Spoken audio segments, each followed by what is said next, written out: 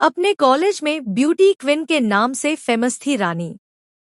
College में लड़का हो या लड़की सभी उससे दोस्ती करना चाहते थे। जलवे हैं यार तेरे तो। कॉलेज के सारे लड़के तेरे पीछे पागल हैं, लेकिन तू है कि किसी की तरफ देखती भी नहीं। मानना पड़ेगा, वो लड़का वाकई बहुत खुशकिस्मत होगा जिसकी तेरे साथ शादी होगी। ये बात तूने बिल्कुल ठीक बोली काजल। खुशकिस्मत तो होगा ही। आखिर पति किसका होगा? समय बीता और रानी की शादी रमेश से हो गई। शुरू के कुछ साल तो सही से गुजरे, लेकिन बाद में रमेश बताओ ना, पार्टी के लिए कौन सी साड़ी पहने, काला या गुलाबी? मुझे समझ में नहीं आ रहा है। कौन सी साड़ी मेरे ऊपर अच्छी लगेगी, बताओ ना रमेश, बोलो। देखो रानी, जो तुम्हें पहनना है जल्दी पहनो। पार्टी के लिए लेट हो रहे हैं हम लोग। 2 बार मेरे फ्रेंड्स का फोन आ चुका है यार। एकदम खाना खाने के टाइम पर ही पहुंचोगी क्या? तो मेरी थोड़ी सी हेल्प कर दो ना, काम जल्दी हो जाएगा। अच्छा तमाशा है तुम्हारा। पार्टी में जाना था तो तुम पहले से डिसाइड करके नहीं रख सकती थी कि तुम्हें किस कलर की ड्रेस पहननी है।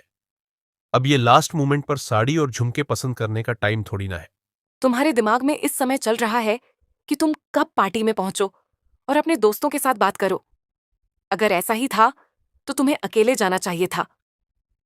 रानी की इतना कहने पर भी रमेश पर कोई फर्क नहीं पड़ता और वो गाड़ी में जाकर बैठ गया। मैं अच्छी लग रही हूं या नहीं, मेरे पति को इससे कोई फर्क ही नहीं पड़ता। हे भगवान, क्या करूं इस आदमी का।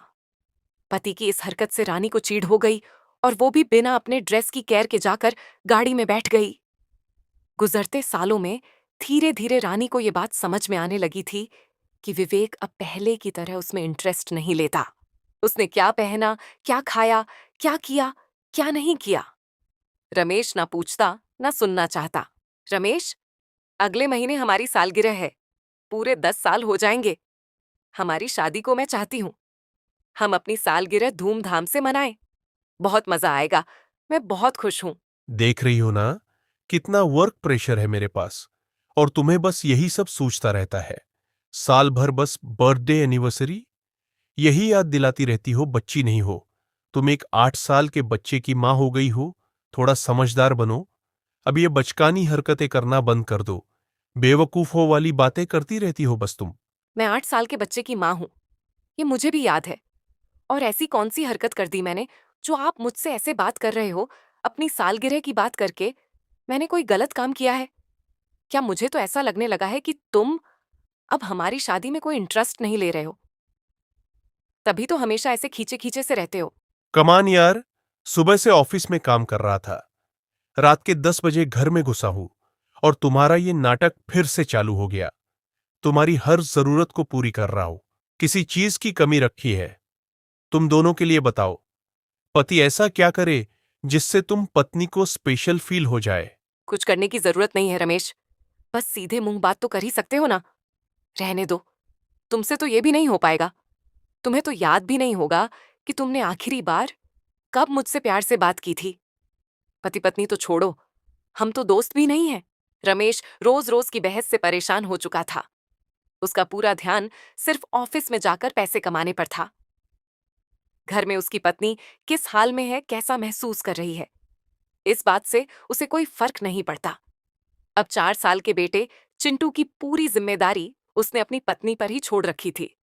पत्नी और बच्चे को देने के लिए जैसा समय उसके पास था ही नहीं। संडे के दिन, विवेक आज तो छुट्टी है ना तुम्हारी, चलो आज हम तीनों मूवी देखने चलते हैं। पूरा हफ्ता घर से बाहर रहता हूँ मैं। एक दिन तो चैन से मुझे घर में बैठ लेने दिया करो। एक बात पता हूँ, तुम्हारी आंखों में खटकता हूँ। क्या मैं शांति से यहाँ सोफे में बैठा हूँ तो तुम्हें प्रॉब्लम हो रही है क्या? पापा, आप ऐसा क्यों बोल रहे हो? वो तो मैंने ही मम्मा को कहा था कि हम संडे को बाहर घूमने के लिए चलेंगे, इसलिए मम्मा ने आपसे कहा। तुम्हें जाना है तो जाओ ना, लेकिन मुझे डिस्टर्ब मत करो। मेरा कहीं जाने का मन नहीं है। मैं घर में रहकर रेस्ट करना चाहता हूँ। आराम करना चाहते हो या पूरा दिन मोबाइल चलाना चाहते हो? हाँ, मोबाइल चलाना चाहता हूँ। तुम्हारे पास भी है ना मोबाइल, तुम भी चलाओ, तुम्हें तो रोका नहीं मैंने। देखो ऐश्वर्या, शादी के बाद दिन रात पति के साथ झगड़ने के अलावा ना और भी कई सारे काम हो सकते हैं जहां तुम अपनी एनर्जी लगा सकती हो। घर से बाहर निकलो, अपने दोस्तों से मिलो, कोई हॉबी क्लास कर लो, जिम ज्वाइन कर लो। और ये सब नहीं हो सकता ना तो कुछ काम धंधा करना शुरू कर दो। लेकिन भगवान के लिए ये दिन रात मुझे देखकर अपना खून जलाना बंद कर दो। कभी कभी तो मुझे ऐसा लगता है कि तुम अपनी प्रॉब्लम से उतनी परेशान नहीं हो जितनी तुम मेरी खुशी से परेशान हो। तुम्हें इस बात से प्रॉब्लम है ना कि मैं तुम्हारे बिना अकेले खुश कैसे हूं? 10 साल हो गया हमारी शादी को। अब हम कॉलेज में पढ़ने वाले बच्चे नहीं है जो मैं हर रोज तुम्हारे लिए गुलाब का फूल लेकर आऊं, तुम रूठो मैं तुम्हें मनाऊं, चॉकलेट डैडी ये लेकर आऊं, आई लव यू बोलूं। तुम जानती हो मैं प्यार करता हूं तुमसे, लेकिन दिन रात माला बनाकर जाकर नहीं सकता मैं। Please behave yourself. हाँ, हो गए हमारी शादी को 10 साल। बस 10 ही साल हुए हैं, 60 साल के नहीं हुए हम, जो मैं खुद को बूढ़ा समझ लूं। माना कि कॉलेज में पढ़ने वाले टीनेजर नहीं रहे हम, लेकिन अभी बस 35 साल की उम्र है मेरी। मैं सीनियर सिटीजन की तरह बिहेव नहीं कर सकती। क्या गलत है अगर मैं तुमसे थोड़ा सा प्यार, अटेंशन और केयर मांग रही हूँ तो? बात बात पर ये याद दिलाना बंद करो कि मैं एक बच्चे की माँ बन गई हूँ। मुझसे बेहतर नहीं जानती हो तुम कि मेरा एक बच्चा भी है। तुम तो सुबह सुबह 8 बजे निकल जाते हो, रात में भी अपने दोस्तों के साथ अच्छे से चिल करने के बाद 11 बजे घर में घुसते हो। पूरे 24 घंटे मैं ही उसकी देखभाल करती हूँ। लेकिन माँ बन जाने के बाद ये मतलब नहीं होता कि मैं ये भूल जाऊं कि मैं एक पत्नी भी हूँ, एक औरत भी हूँ। संडे का सत्यानाश हो चुका था। रमेश और रानी में इतनी जोरदार बहस हुई थी कि रानी के मुंह में साफ साफ दिखाई दे रहा था कि आज उसका मूड बहुत ज्यादा खराब है और रानी बहुत ही ज्यादा नाराज है। क्या बात है भाभी, आज आपकी तबीयत ठीक नहीं लग रही, कुछ परेशानी है क्या? नहीं नहीं, ऐसी कोई बात नहीं है। तू एक बात बता, तू सोशल मीडिया चलाती है क्या? फेसबुक, इंस्टाग्राम, यूट्यूब वगैरह? हाँ भाभी, आजकल सोशल मीडिया कौन नहीं चलाता। और आपके पति? वो भी चलाते हैं भाभी। एक बात बताऊं, सोशल मीडिया होने के ना कई सारे फायदे हैं। सोशल मीडिया पर बिजी रहो ना तो घर में शांति रहती है, वरना पति पति के बीच में तो वही वाली बातें हैं, जहाँ 2 बर्तन होंगे आवाज तो आएगी। मैं तो खुद घर की काम खत्म करने के बाद चुपचाप अपना सोशल मीडिया अकाउंट चलाती हूँ। टाइम भी पास हो जाता है और किटकिट भी नहीं रहती। वरना आप तो जानती है ना भाभी, शादी के कुछ सालों बाद पति पत्नी के बीच में बातें नहीं सीधा विवाद होता है। वैसे आपके और भैया के बीच में तो कभी लड़ाई झगड़ा होता ही नहीं होगा। भैया आपके चेहरे से नजर हटा पाते होंगे तभी तो झगड़ा करेंगे ना। इतनी खूबसूरत हो भाभी आप, आपकी तारीफ करते करते मन नहीं भरता होगा भैया का। अच्छा, अब तुम ना मेरी टांग खींच रही हो। 10 साल हो गया हमारी शादी को। अब तो तुम्हारे भैया को ये भी पता नहीं रहता कि मैंने ड्रेस किस कलर की पहनी है। मेरा चेहरा तो तब निहारेंगे ना जब मेरी तरफ देखेंगे। ये सब कहने की बातें होती है। शादी के कुछ सालों के बाद ये ब्यूटी, इंटेलिजेंस सब रखा रह जाता है।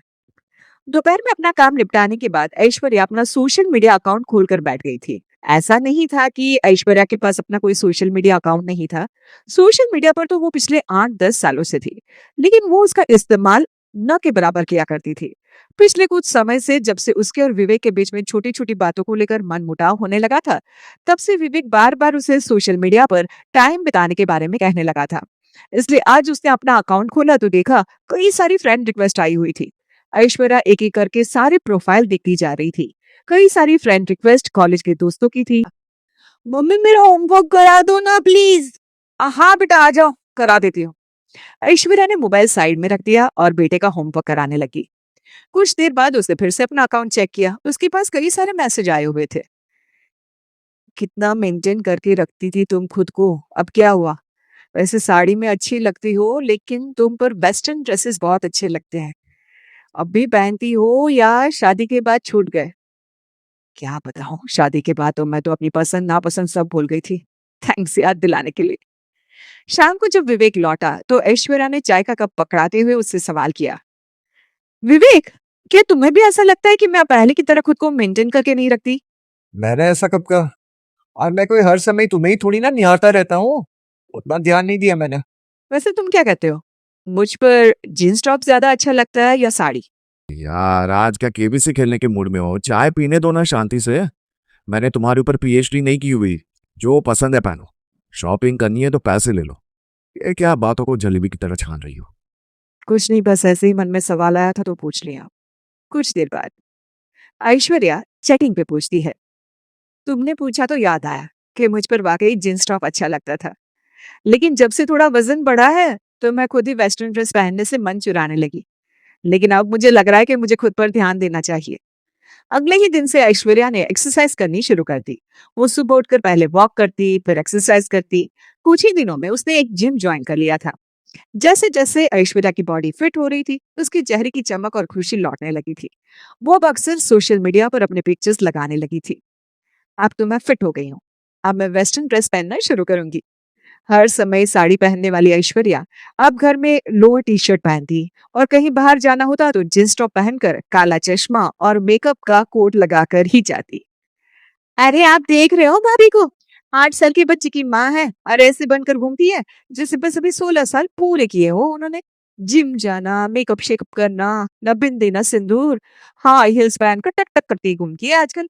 कल तो पड़ोस वाली आंटी जी भी पूछ रही थी, क्या हो गया ऐश्वर्या को, आजकल ऐसे रंगीन हुई जा रही है। देखो भाभी क्या करती है, क्या पहनती है, ये भैया को देखने दो। हम तो वैसे भी उनसे छोटे हैं, हमें ये सब कहने का कोई अधिकार नहीं है। तुम्हारे भैया कुछ नहीं कहने वाले। अरे भई उन्हें कुछ दिखाई देगा तभी तो कुछ कहेंगे ना। वो तो आधी रात को घर में घुसते हैं, खाकर सो जाते हैं। भाभी के रंग ढंग बदल रहे हैं, लेकिन मैं शर्त लगा रही हूँ, उन्होंने अभी तक ध्यान नहीं दिया होगा। देखो हम कुछ नहीं बोल सकते, लेकिन गाँव से माँ जी आकर तो बोल सकती है ना। अरे क्या जरूरत है ये सब करने की? तो अपने काम से मतलब रखो ना। ना जी ना, भाभी के रंग ढंग ऐसे हैं जैसे उन्होंने खुशी घर के बाहर ढूंढ लिए। देखा नहीं पहले कैसे पुरानी साड़ियां लपेट कर मुंह लटका कर घूमती थी और अचानक ही जवानी फूट पड़ी है उनमें। आप तो भोग आराम बन रहे हो। आपको कुछ समझ में नहीं आ रहा, लेकिन मैं तो सब समझ रही हूँ। देवरानी की शक की सुई अब ऐश्वर्या पर आकर टिक गई थी। वो हर समय उसकी एक्टिविटी को देखकर पता लगाने की कोशिश करती कि आखिर चक्कर क्या है भाई। एक दिन देवरानी अनु अपनी जेठानी के कमरे में पहुंचती है तो वो फोन पर किसी से बात कर रही थी। अच्छा मैं कॉल करती हूँ, बाय। कोई नहीं भाभी, लगता है आप कुछ इम्पोर्टेंट बात कर रही थी, बाद में आती हूँ मैं। अरे नहीं ऐसा कुछ भी नहीं है इम्पोर्टेंट, बताना क्या बात है। भाभी वो कल की ट्रेन से माँ जी आ रही है, उन्होंने आपको कॉल लगाया लेकिन शायद आपका नंबर काफी देर से बिजी आ रहा था तो मुझे बताने को बोला। हाँ वो ना मैं अपनी फ्रेंड से बात कर रही थी। अच्छा किया जो तुमने बता दिया। ऐसा कौन था जिसके साथ बातें हो रही थी और मुझे देखकर फोन काट दिया भाभी ने। अभी तक तो मुझे दाल में कुछ काला लग रहा था, अब तो मुझे पूरी दाल ही काली लग रही है। अगले दिन ऐश्वर्या की सास उनके घर पहुंच चुकी थी। अरे बहू ये क्या हुलिया बना रखा है तूने, इतनी पतली तो तू तब भी नहीं थी जब हम तुझे देखने आए थे। ये रंगे पुते बाल और ये क्या पहना हुआ है तेरा, भूल गई कि एक बच्चे की माँ है तू। उम्र बढ़ने के साथ साथ अकल घटती जा रही है क्या? ना सिंदूर है, ना माथे पर बिंदी, हाथ में चूड़ी तक नहीं है। कौन कहेगा तू सुहागन है?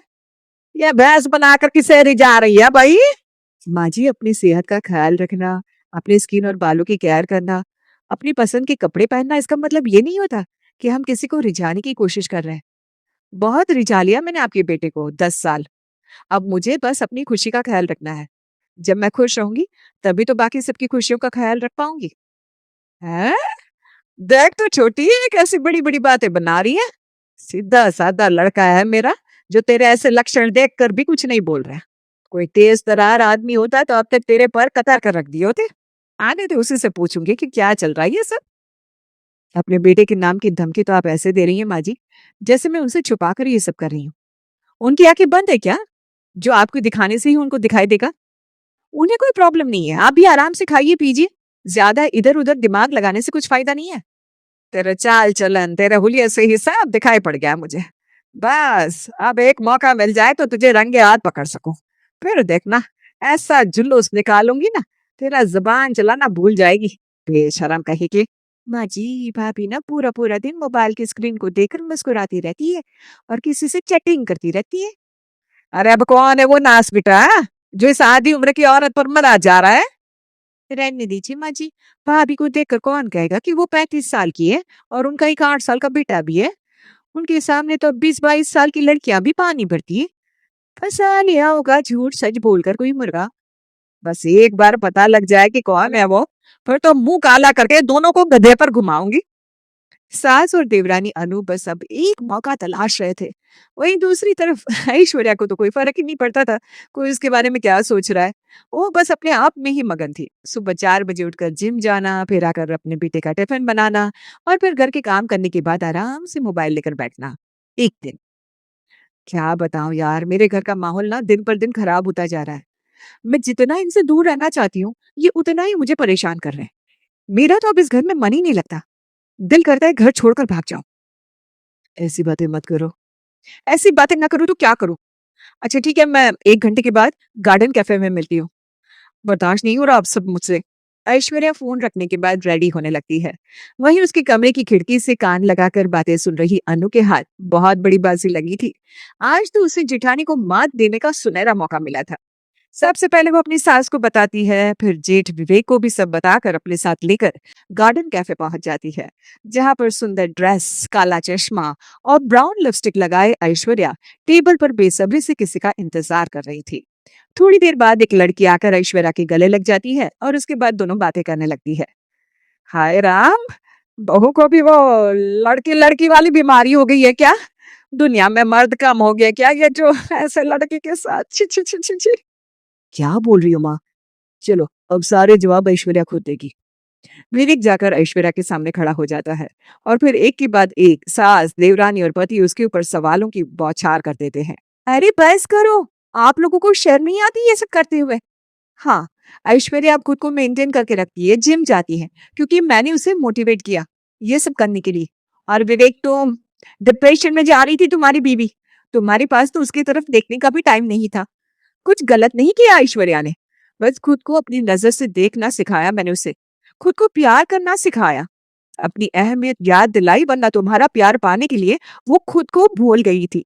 उसे एक साथी की जरूरत थी जो उसकी बातें सुने, उसकी तारीफ करे, उसे मोटिवेट करे। मैं बनी उसका सहारा और वो कुछ ही दिनों में पहले से भी ज्यादा खिलकर सामने आ गई। मेरी बचपन की दोस्त है ऐश्वर्या, शान थी हमारे ग्रुप की।